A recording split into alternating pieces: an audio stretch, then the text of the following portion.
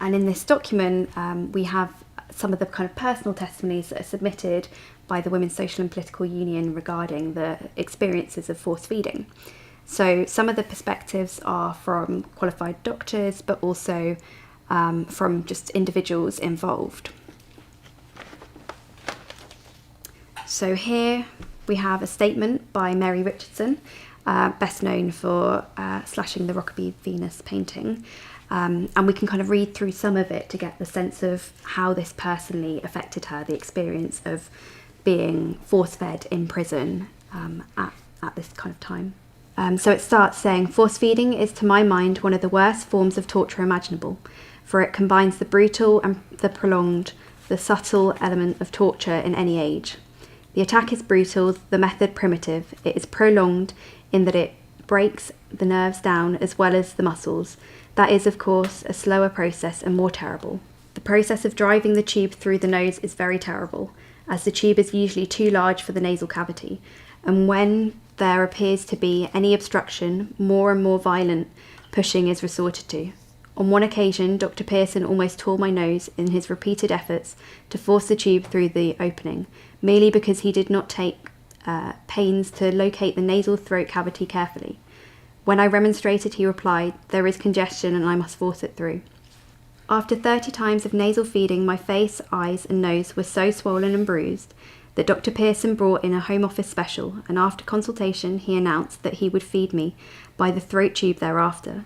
I refused to be so fed and set my teeth together, whereupon he ran his second finger through my lips, cutting them, and then, finding the extremity of my jaw, he deliberately cut my cheek with his fingernail. I cried out at his cruelty, but he continued until, in agony, my teeth were parted and a metal spring gag inserted, followed by the feeding tube."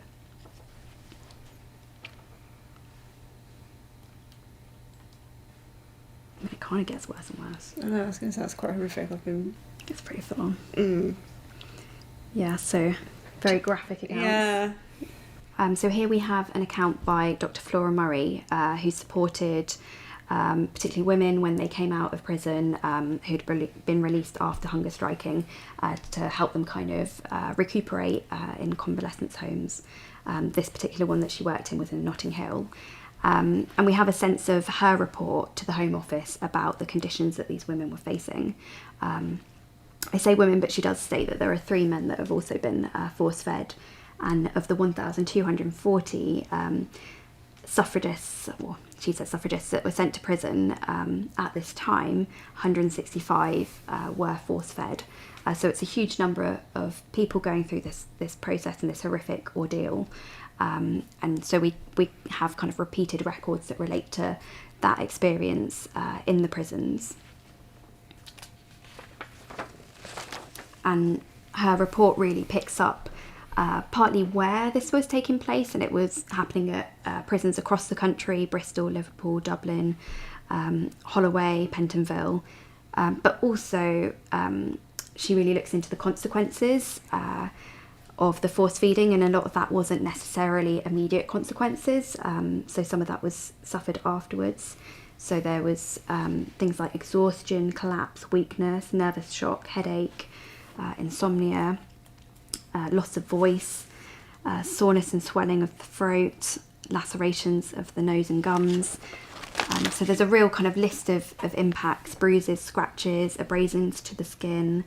And indeed, I think what sometimes gets missed, looking at the experiences of suffrage campaigners who were forcibly fed, is the long-term effects. And so people such as Miss Clark, Emmeline Pankhurst's sister, has thought to have died really as a consequence of force feeding experienced after the Black Friday protest. So many of these kind of impacts were long-term health impacts that influenced suffrage campaigners' lives, and in some instances did potentially lead to death.